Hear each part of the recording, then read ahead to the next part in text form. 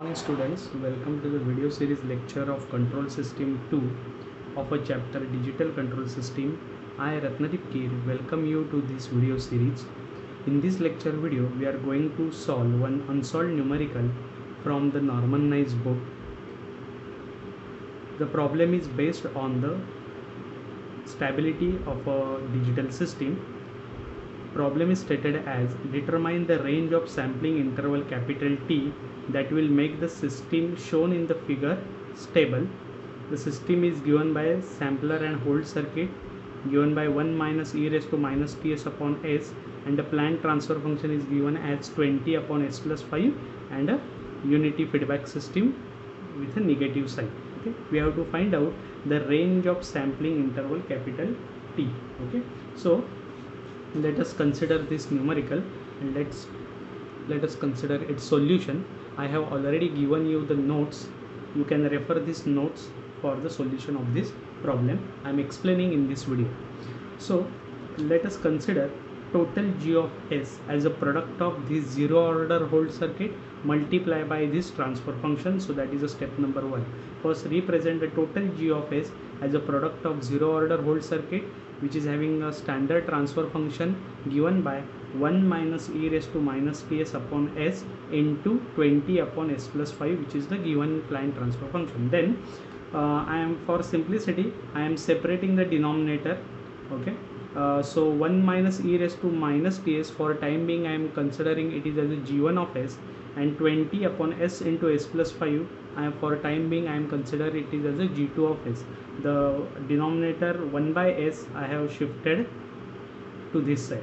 Then I am taking the separate z transform for these two functions. So first we are taking z transform for g1 of s, which is given by z transform of 1 minus e raised to minus ts. For the calculation you can refer this red line calculation. Z, you know, it is e raised to ts. So 1 by z can be written as 1 upon z inverse, right? And a z transform for the 1 minus e raised to t minus ts is given by z minus 1 upon z. Okay, then z transform for the second function, that is 20 upon s into s plus 5. So for this can be solved by using partial fraction. So we are solving the partial fraction a upon first term, so a upon s plus b upon second term, and we are calculating the coefficients a and b.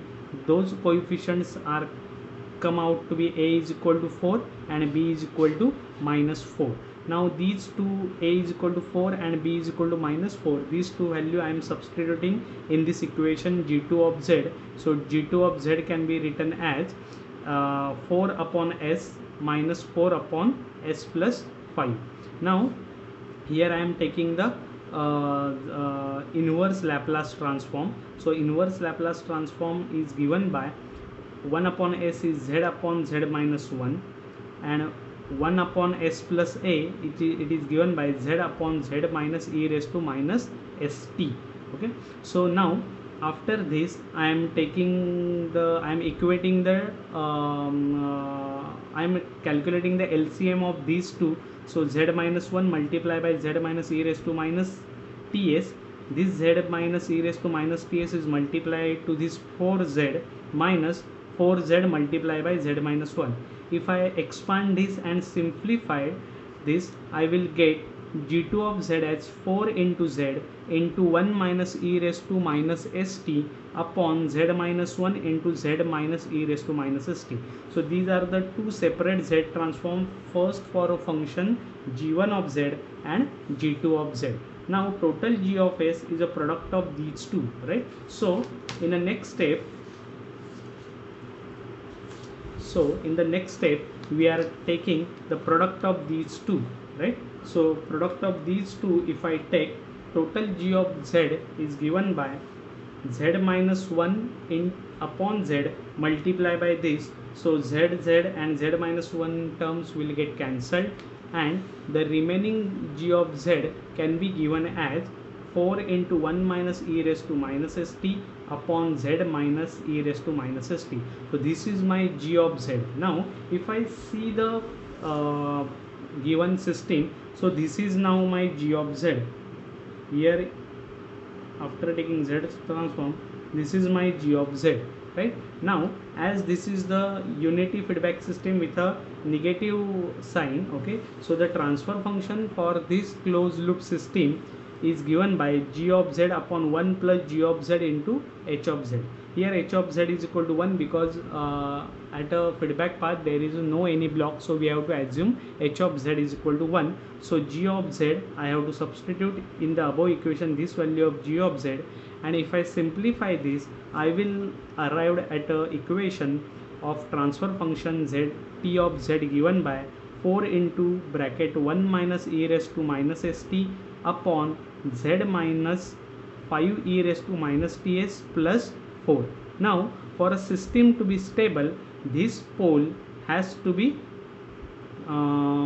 this z is equal to 5 e raised to minus st minus 4 has to be should not be equal to 0. So I am substituting the various values of t, okay, and for t is equal to 0.120, I am getting the some closer value of e raised to minus st, which will not make this system 0. So the range values for this t can be written as 0 to 0.012.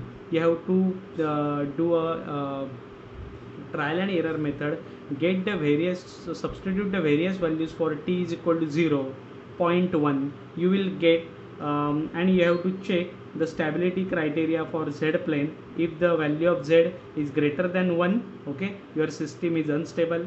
If the value of this z is exactly equal to 1, then that will be marginally stable, and if a value of this z is less than 1, then all the points representing a will be stable. So the range values of t for t equal to 0.120, we will get a point a inside this bracket. So the frequency can be calculated as 1 by t, so 1 upon 0.102, so 9.8 hertz. So this is the problem related to the stability in z plane. In the next lecture video, we will start with a new module, new topic, that is bilinear transformation, which is the last point from this module number 5. So stay tuned to the upcoming videos. Thank you.